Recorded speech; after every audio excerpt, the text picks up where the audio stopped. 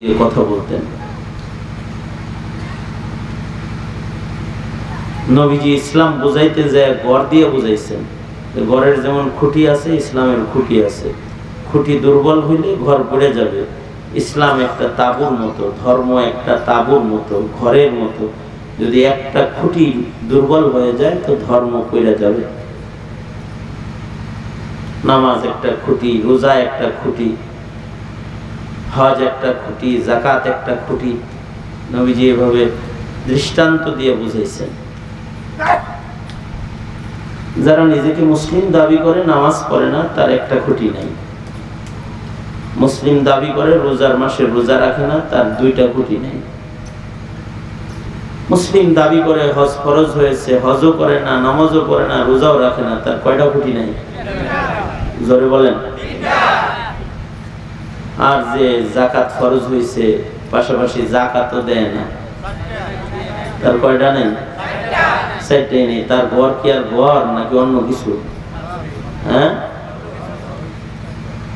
যার জীবনে ইসলাম দাবি আছে, নামাজ নাই, রোজা নাই, হজ নাই, যাকাত নাই, তার দাবিটা পড়ে থাকা ঘরের মতন। খুঁটি ছাড়া ঘরের নিচে যেমন বসবাসের কোনো সুযোগ নাই, এই রকম ধর্ম কর্ম দিয়ে জান্নাতে ঢোকার কোনো সুযোগ নেই। ঠিক বললেও ঠিক, না বললেও এটাই ঠিক। এর চেয়ে ভালো করে বলেন ঠিক না ঠিক? এই যে নবী যে দৃষ্টান্ত দিয়ে বুঝাইলেন, তাতে কি ধর্ম বোঝা সহজ হয়ে গেল না? আমাদের একজন বুজুর্গ ছিলেন, বুজুর্গের নাম কাসেম নানতুবি রহমতুল্লাহ, সাহেবে কারামত বুজুর্গ ছিলেন।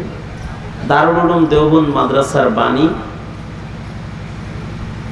এই দারুল উলুম দেওবন্দ মাদ্রাসা পৃথিবীর সব মাদ্রাসার মা, উম্মুল মাদারিস। এখান থেকে সারা দুনিয়ার সব কওমি মাদ্রাসার জন্মগ্রহণ করেছে। এই শারদাগঞ্জ মাদ্রাসাও জন্মগ্রহণ করেছে দারুল উলুমের মাধ্যমে। দারুল উলুমের ছেলের ঘরের, নাতির ঘরের পুতি আর কি, এরকম আর কি। বুঝেন নাই কথাটা? কি বুঝেন নাই? ছেলের ঘরের, নাতির ঘরের পুতি আছে না, এরকম আর কি। দারুল উলুম হলো মা, তার ছেলের ঘরের, নাতির ঘরের, পুতির ঘরের, এর দ্বারে কি, এরপরের দ্বারে কি কর? পুতির ঘরের দুতি। দারুল উলুম দেওবন্দ মাদ্রাসার বাণী হলেন কাসেম নানতুবি রহমতুল্লাহ, সাহেবে কারামত বুজুর্গ ছিলেন। ওনারে বেইজ্জত করার জন্য এলাকার কিছু নাস্তিক মার্কা বখাটে যুবক আছে না, কিছু বখাটে, বখাটে থাকে না, কিছু বখাটে যুবক, এরা চিন্তা করলো কাসেম নানতুবিকে একটু বেইজ্জতি করব। অনেক সময় হুজুররে বোকা বানাবো, এরকম ধান্দা অনেক যুবকের মাথায় ঢুকে, ঠিক না? কারণ হুজুর চিনে না, যে মৌলবি চিনে না, তো ওরাও কাসেম নানতুবিকে বোকা বানানোর জন্য কিছু যুবক মিলে ফোন দিয়ে আটলো, চলো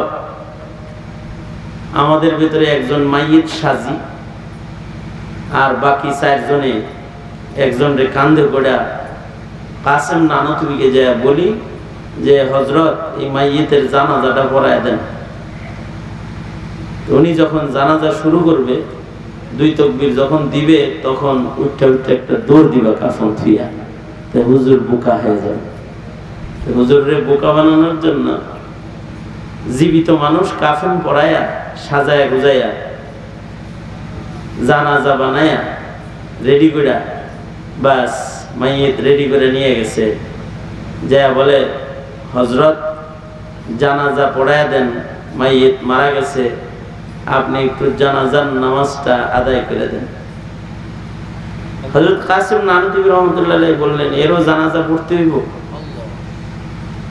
ওনার তো কাশফ হয়ে গেছে, এরও জানাজা পড়তে হইব? হ্যাঁ হযরত, আপনার জন্যই তো ওসিয়ত, পড়ান। হযরত কাসেম নানতুবি আবার জিজ্ঞেস করলেন, এর জানাজা আমি পড়াবো? হ্যাঁ পড়ান, জানাজা পড়ান, আপনাকে দিয়ে জানাজা করার জন্যই ওসিয়ত। 3 বার করে যখন বলছে আপনারে দিয়ে ওসিয়ত, তো উনি জানাজা পড়ার জন্য দাঁড়াইছেন, কিন্তু জানাজায় তাকবীর কয়টা?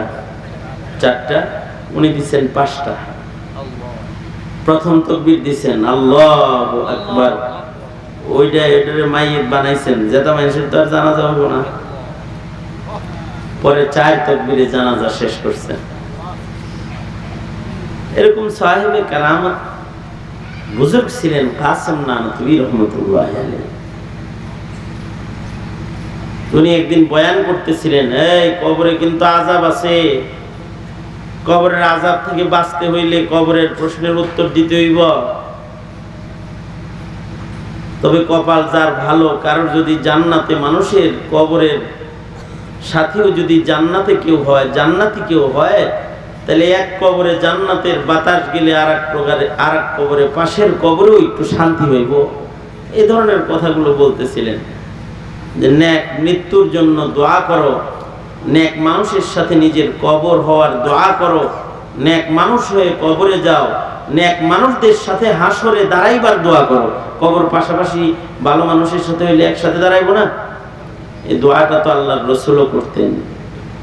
আল্লাহুম্মা আহইনি মিসকিনান ওয়া আমিতনি মিসকিনান ওয়াহশুরনি ফি জুমরাতিল মাসাকিন। আল্লাহর রাসূল দোয়া করতেন, আল্লাহ আমাকে মিসকিন হিসাবে বাঁচায় রাখেন, মিসকিনদের সমাজে আমার মৃত্যু দান করেন। অর্থাৎ ওলি বুজুর্গদের সাথে আমাকে বাঁচিয়ে রাখেন, ওলি বুজুর্গদের সাথে আমার মরণ দান করেন। হাসরের মাঠে ওলি বুজুর্গদের সাথে আমার হাসর করেন। আপনার প্রিয় বান্দাদের সাথে আমার হাসর করে দিয়েন। এটা আল্লাহর রাসূল দোয়া করতেন। কবরে যদি ভালো মানুষের সাথে থাকা যায় তাহলেও লাভ। একজনের এটা বুঝে আসে নাই, নাম তার আল্লাহ দিন। সে বলে, হযরত আরে ভালো মানুষের লোকে কবর হইলেই কি আর জান্নাতে থাকতে পারবো? ফাউকা ওয়াজ করতেছেন, যার যার আমল দিয়ে না জান্নাত জাহান্নাম হইব, ভালো মানুষের লোকে থাকলেই কি না থাকলেই। কাসেম নানতুবি রহমতুল্লাহ আলাইহি তাকে বোঝানোর জন্য একটা দৃষ্টান্ত দিলেন। দৃষ্টান্তের পরে সে সহজে বুঝে ফেলল। হযরত কাসেম বললেন, তুমি যে আমাকে হাত পাখা দিয়ে বাতাস করতেছ, তাল পাখা দিয়া, বাতাসটা কি খালি আমারই লাগে নাকি পাশে ডাইনে বামে যারা আছে তাদেরও কিছু লাগে? আপনারে করি বাতাস, কিন্তু ডাইনেও লাগে বামেও লাগে। তোমার তাল পাখার বাতাস যদি ডাইনে বামে লাগে, তাহলে জান্নাতের বাতাস কি ডাইনে বামে যাইতো না নাকি? নেককারের কবরের পাশে কবর হইলেও লাভ আছে। একটা উপমা দিয়া তাকে ঠান্ডা করে দিলেন। কখনো কখনো একটি উপমা অনেক কঠিন জিনিস সহজে বুঝার কারণ হয়ে যায়। এই কারণে একটি দৃষ্টান্ত। আমার এক বন্ধু, উনি জানাজার নামাজ পড়াইছেন, এক জায়গায় যায় জানাজা পড়াইছেন। মাইয়েতের সন্তানরা বিদেশ থাকে, জার্মান থেকে ছেলেরা বাপের দাফন কাফনে আসছে সপরিবারে। জানাজা যখন শেষ হয়েছে, বাবার পাশে দাঁড়িয়ে থাকা সন্তান দাদার সম্পর্কে বাপের কাছে জিজ্ঞাইতেছে। অর্থাৎ মাইয়েতের ছেলে এবং নাতি উভয়ই জানাজার নামাজ পড়তেছে। নামাজ শেষে নাতি বাপেরে জিজ্ঞাইতেছে, আব্বু এখন কি দাদুর লাশ আগুন দিয়ে পোড়ানো হবে? নাউজুবিল্লাহ বলেন। কিরকম একটা কথা জিজ্ঞাইছে। মুসলমান ঘরের ছেলে জিজ্ঞাইতেছে বাপেরে, আব্বু দাদা তো মরে গেল, দাদার তো জানাজা হয়ে গেল, এখন কি দাদুর লাশ আগুন দিয়ে পোড়ানো হবে? প্রশ্নটা কেমন? ফাইন। এই কথা কন না কে মিয়া? প্রশ্নটা ফাইন।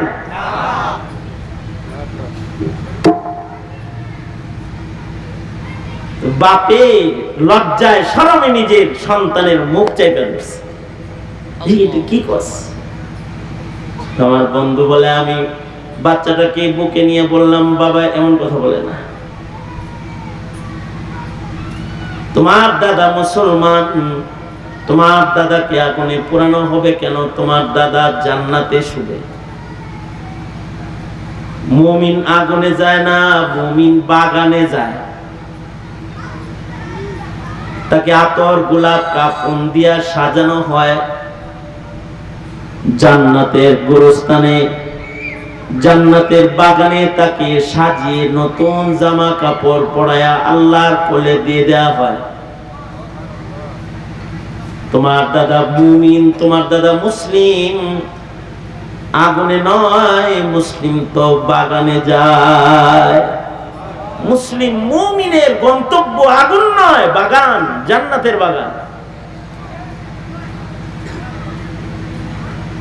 প্রশ্ন হলো, এই বাচ্চা যে তার বাপেরে জিগাইল দাদুকে কি আগুনে পোড়ানো হবে এখন, এটা কেন জিজ্ঞাসা করেছে? জিজ্ঞাসা করেছে এজন্য, মরার পরে মানুষকে যে আগুনে পোড়ানো হয় শিক্ষা গ্রহণ করে। মুসলিম ঘরের সন্তান মুসলিম পিতাকে বলছে, আব্বু দাদুকে কি এখন আগুনে পোড়ানো হবে?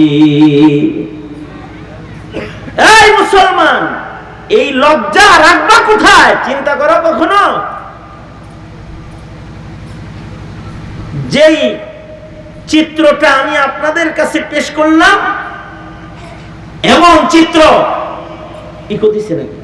ইকো দিলে বন্ধ করে দিতে বলো, আওয়াজ বাড়াইয়া দিতে বলো। আওয়াজ বাড়াবে, ইকো বন্ধ থাকবে।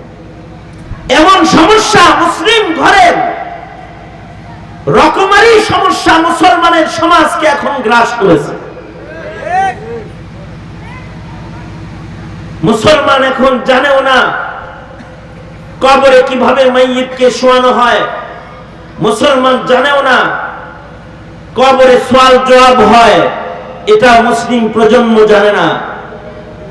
মুসলমান জানে না কিভাবে তাওহীদ রক্ষা করতে হয়, আর কি করলে মুশরিক হয়ে যায়, এটা জানে না। কথা বলেন, আওয়াজ করে বলেন। এরকম হয়ে গেছে। মুসলমান মুসলিম হওয়ার পরেও জানে না যে কিভাবে নবীর উপরে ঈমান রাখতে হয়, নবীর ঈমান কতটুকু রাখলে মুমিন হয়, আর নবীর ব্যাপারে অশ্রদ্ধা আসলে যে ঈমান নষ্ট হয়। এটা মুসলমানের ঘরে জন্ম নেওয়ার পরেও মূর্খতার শিকড় এত গভীরে, দিন শিক্ষা এতই দুর্বল যে এতটুকু জানা শোনা মুসলমানের এখন নাই। এ কারণে ওয়াজ নসিহত মাঝে মাঝে বসে শুনতে হয়। কারণ সূরাতুল ফাতিহা পড়ার যোগ্যতা মুসলিম ঘরে জন্মাইছে কিন্তু নাই। শুধু তাই নয়, আপনারা শ্রমিক সমাজ এখানে বসেছেন, আমি আপনাদেরকে যদি জাজ বানায়া আপনাদেরকে যদি পরীক্ষায় লাগায়া দিই, তাহলে আপনারা দেখবেন মুসলিম ঘরের 90% মুসলমানের দেশের মুসলিম ঘরের প্রায় 70% মুসলমান কালেমাটা পর্যন্ত বিশুদ্ধ করে পড়তে পারে না। বিশুদ্ধ কিছু আকীদা তাদের জানা নাই। বিশুদ্ধ আকীদা তাদের না থাকার কারণে মুসলিম ঘরে জন্মগ্রহণ করার পরেও তার দ্বারা বিভিন্ন রকমারি শিরকের কাজ সংগঠিত হয়ে যায়। অথচ কেউ যদি যারা পরিমাণ শিরকের দুর্গন্ধ যদি কারোর ঈমানের সাথে লেগে যায়, ইন্নাশ শিরকা লাযুলমুন আযীম, যাদের জিন্দেগিতে শিরিক হয়ে যাবে তারা কবরে যায় কিন্তু তাদের রব আল্লাহ এটা কিন্তু বলতে পারবে না। যাদের জিন্দেগিতে শিরিক সংগঠিত হয়ে যাবে, সে কবর থেকেই তো তার দোজখ শুরু হয়ে যাবে, মরার পরেই তার দোজখের জিন্দেগি স্টার্ট। কারণ শিরক করার পরেও সে তার মুখে এটা বলতে পারবে না যে আমার রব আল্লাহ, এটা বলতে পারবে না। আর যদি কেউ শিরিক না করে, অর্থাৎ কবর পূজা, মাজার পূজা, পীর পূজা, সূর্য পূজা, দিবস পূজা, বটগাছ পূজা এগুলা করে নাই,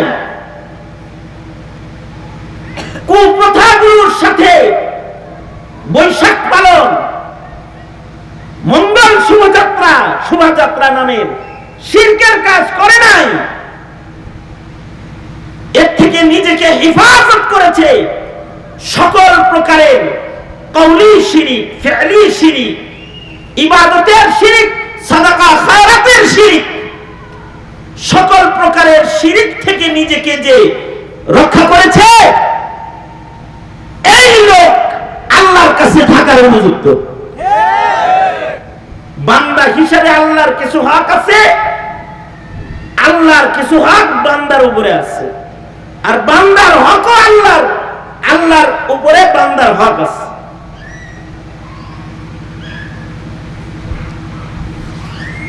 হযরত মুআজ ইবনে জাবাল আল্লাহর রাসূল সাল্লাল্লাহু আলাইহি ওয়াসাল্লামের সাথে একই সওয়ারির উপরে সওয়ার হয়ে হযরত মুআজ যাইতেছেন।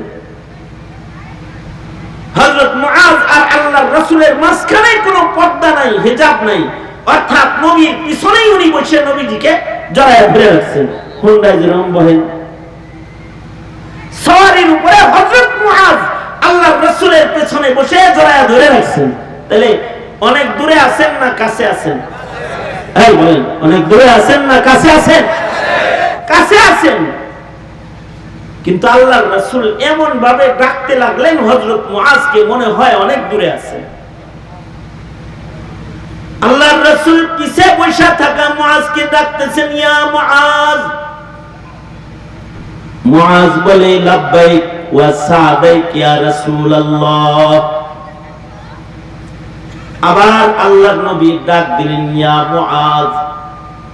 আবার হযরত মুআজ বললেন, লাব্বাইক ওয়া সাদাইক ইয়া রাসূলুল্লাহ।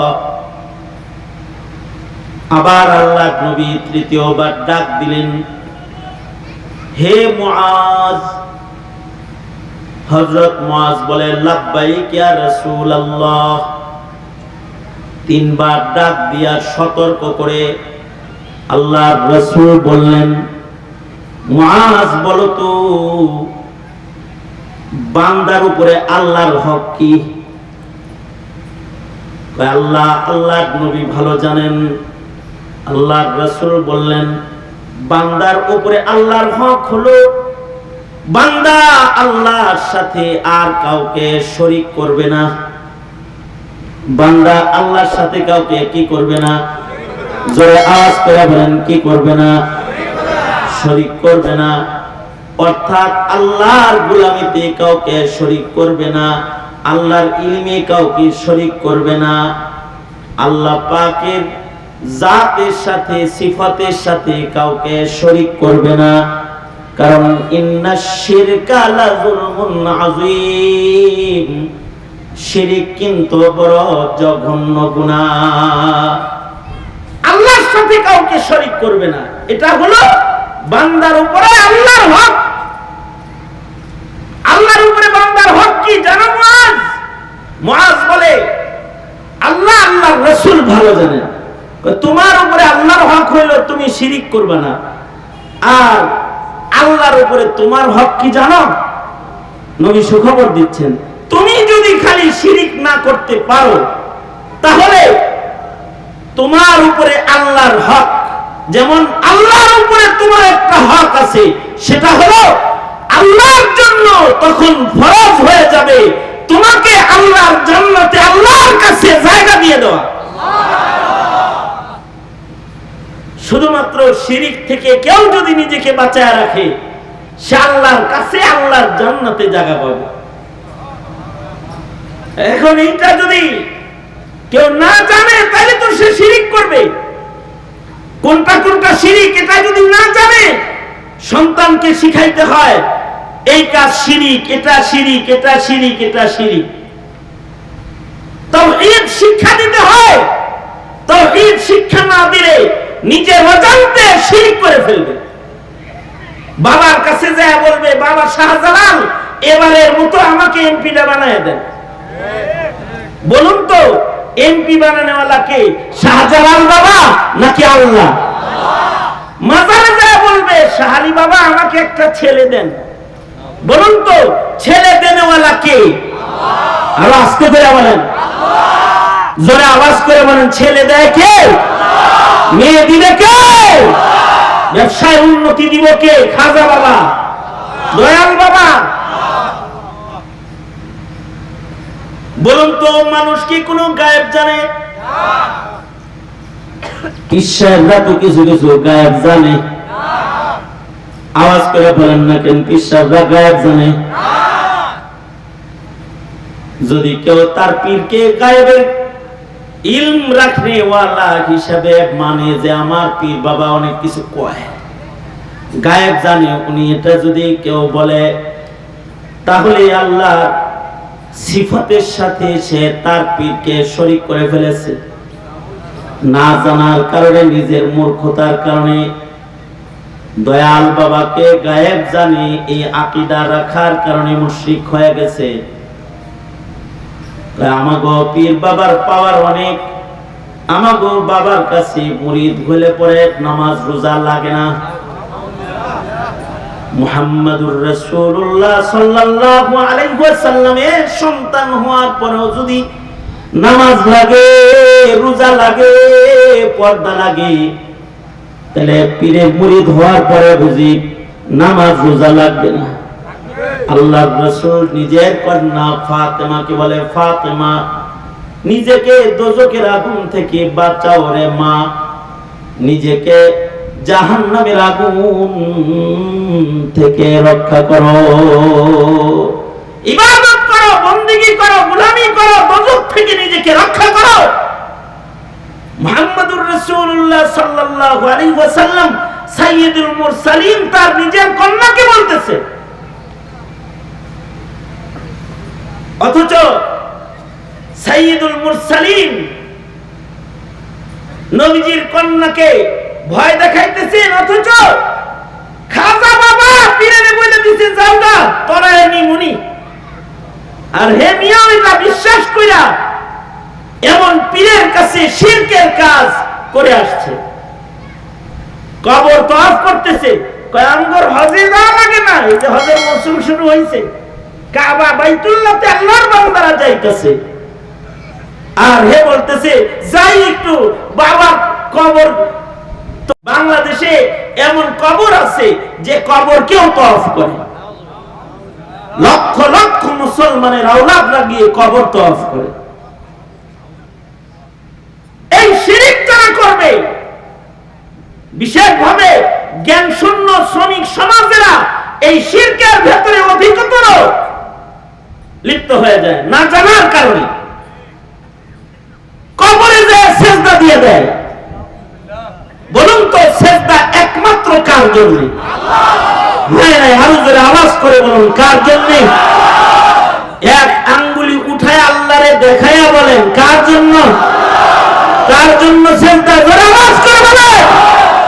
যদি কেউ কুতুববাগী, দেওয়ানবাগী, বাগবুকে যায় বাবার কদম মোবারকেও সেজদা দিয়া পড়ে, বলুন তো তার কি ঈমান থাকে নাকি ঈমান ঝরে পড়ে? জোরে আওয়াজ করে বলেন, জোরে আওয়াজ করে বলেন। শ্রমিক বাবারা ও ভাইয়েরা, আমার প্রজন্মের শ্রমিকেরা সামান্য কিছু ইলম না জানার কারণে বড় শিরক, শিরক ফি যাত, শিরক ফি সিফাতের ভেতরে লিপ্ত হয়ে যায়। কেউ যদি শিরক করে তাহলে তার ঈমান নষ্ট হয়ে যায়। বান্দার উপরে লাজিম হলো রবের সাথে শিরক না করা, ফরজ হলো তার ঈমান রক্ষা করা। আল্লাহর উপরে ওয়াজিব হলো যে বান্দা শিরক করবে না তাকে জান্নাত দেওয়া। আল্লাহু আকবার জোরে বলেন, আরো জোরে আওয়াজ করে বলেন আল্লাহু আকবার। বান্দা যদি শিরক থেকে নিজেকে হেফাজত করে, এই বান্দাটাকে জান্নাত দেওয়া আল্লাহ তাআলা নিজের জন্য ওয়াজিব করে। আল্লাহর যেমন হক আছে মুহাম্মাদুর রাসূলুল্লাহ সাল্লাল্লাহু আলাইহি ওয়াসাল্লামের এরকম হক আছে। নবীর হক যদি কেউ আদায় না করে তাহলে সে শাফাত পাবে না। নবীর হক যদি কেউ আদায় না করে তাহলে সে হাউজে কাউসার পাবে না। নবীর হক যদি কেউ আদায় না করে কবরে যখন তাকে প্রশ্ন করা হবে মান নাবিয়ুকা, তোমার নবী কি, সে উত্তর দিতে পারবে না আমার নবী মুহাম্মাদুর রাসূলুল্লাহ। কবরে তিন প্রশ্ন হবে, যদি কেউ বিশ্বাস না করে তার ঈমান নষ্ট হয়ে যাবে। কুরআন ও হাদিসের সকল খবরের উপরে ঈমান বিশ্বাস রাখতে হয়। যদি কেউ হাদিস অস্বীকারী হয় অথবা কুরআন অস্বীকারী হয় তাহলে তার ঈমান নষ্ট হয়, সে বেঈমান হয়ে যায়। নাউজুবিল্লাহ বলেন। তাহলে রাসূল খবর দিয়েছেন কবরে প্রশ্ন হবে কয়টা? আরো জোরে বলেন কয়টা? কবরের প্রশ্ন কয়টা? তিনটা। এক নাম্বার প্রশ্ন কি? মান রাব্বুকা, তোমার রব কে। তো কালেমাই পড়া জানে না, প্রশ্নের উত্তর দিতে পারবে তো? যেই মুসলমান কালেমাই জানে না ও তার রব আল্লাহ এটা কিভাবে বলবে? সন্তানকে ইংরেজি কথোপকথন শিক্ষা দিলে, ইংলিশ মিডিয়ামে ভর্তি করলে, সন্তানকে সুশিক্ষিত করলে, কম্পিউটার চালানো শিখাইলে, কত কিছু শিক্ষা দিলে, কিন্তু সন্তানকে কালিমাটা শিক্ষা দিল না, তাহলে তোমার মৃত্যুর পরে তোমার সন্তান মনে করবে বাবার লাশ বুঝি এখন পুরানো হবে। ঠিক কিনা বলা হয়? এখন পুরানো হবে না সেটা মনে করবে। কারণ সিনেমা দেখতে দেখতে হিন্দি গান মুখস্থ করেছে, আর গায়ের মুসলিমকে যে আগুনে পুরানো হয় এটাও মুখস্থ করছে। সুতরাং নিজের সন্তান যেন আল্লাহ বলতে পারে, লফজ আল্লাহ সন্তানের মুখে আগে বের করা, কালিমার উচ্চারণ সন্তানকে আগে শিক্ষা দেওয়া, কোন কোন আদর্শের উপরে চললে কালিমার আদর্শ রক্ষা হয়, ইমানদারি ঠিক রয়, এগুলো শিক্ষা দেওয়া। আর কবরে যায় যে বলবে আমার নবী মুহাম্মাদুর রাসূলুল্লাহ, এটা ততক্ষণ পর্যন্ত বলতে পারবে না যতক্ষণ পর্যন্ত সে নবীর হক আদায়কারী না হবে। নবীর হক আদায়কারী না হইলে এটা বলতেই পারবে না, মুখ দিয়ে আসবেই না। নবীর কি কি হক? নবীর হক মোট চারটা। কয়টা? এই আমাদের নবীর হক কয়টা? আমাদের উপরে চারটা হক মুখস্থ করেন। নবীর হক কয়টা? চারটা। এক নাম্বার হক, নবীর উপরে নবীজির আজমত শান সহ বিশ্বাস আনয়ন করা। তাসদীক বির রাসূল বিজামি কামালাতিহি, নবীকে নবী সহকারে নবীজির সকল শান সহ নবীকে নবী হিসেবে মানা। এখন শান সহ অনেকেই মানে না। যেমন অনেকে আছে নবীকে নবী মানে কিন্তু নবীজিকে শেষ নবী মানে না, অর্থাৎ কাদিয়ানীকে কাফের হিসেবে জানে না। ঠিক আস্তে করে বললেন কেন? জোরে আওয়াজ করে বলবেন, এগুলো ঈমানি কথা। নবীকে নবী হিসাবে মানে কিন্তু শেষ নবী হিসাবে জানেই না। এই কারণে মির্জা কাদিয়ানীকেও সে নবী মনে করে। নাউজুবিল্লাহ বলেন, নাউজুবিল্লাহ বলেন। আপনারা আশ্চর্য হবেন, বড় অফিসার আমাকে জিজ্ঞাসা করতেছে, আচ্ছা হুজুর কাদিয়ানীরা কি আসলেই কাফের? কয় কি কইল এটা? কাদিয়ানীরা কি আসলেই কাফের? তার মানে হলো তার ঈমানের স্তরটা কত দুর্বল, তার ঈমানের স্তরটা এতটাই দুর্বল যে তার রাসূলকে যে তার কেমন ভাবে বিশ্বাস করতে হবে এইটাই সে জানে না। অথচ নবীর ব্যাপারে ফতোয়া হলো নবীর দুশমন ভণ্ড নবীদেরকে কেউ যদি কাফের না বলে খালি সেও কাফের। এই কারণে শাইখুল ইসলাম রাহমাতুল্লাহ আলাইহির লাস্ট ফতোয়া ছিল এটা, কাদিয়ানীকে যারা কাফের মনে করবে না এবং কাফের বলবে না ওরাও কাফের। শুধু কাদিয়ানীরা কাফের না, কেউ যদি কাদিয়ানী কাফের এটা না বলে সেও কাফের, তার ঈমান নাই। তাহলে আমাদের ঈমানটা একবার ঠিক করার জন্য সবাই বলি, আমি বলবো কাফের কাফের, আপনারা বলবেন কাদিয়ানীরা কাফের কাফের কাফের কাফের কাফের। নবীর পরে নবী নাই, সংসদে আইন চাই, নবীর পরে নবী নাই। এইভাবে করে কেউ যদি নবীকে না মানে তাহলে নবীকে মানা তার হবে না, নবীর হক সে আদায় করলো না, নবীর কামাল নবীর মুজিজাগুলোর উপরে ঈমান রাখতে হবে।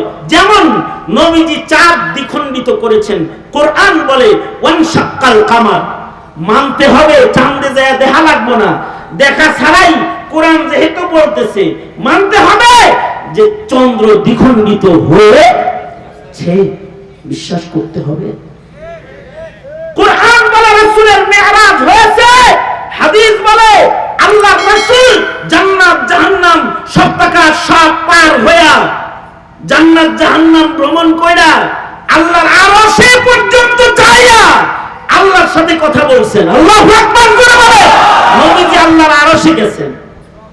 এটার কোনো ব্যাখ্যার দরকার নাই, ব্যাখ্যা ছাড়া ঈমান আনতে হবে। নবীর মিরাজ হয়েছে, সশরীরেই হয়েছে, স্বপ্নে না।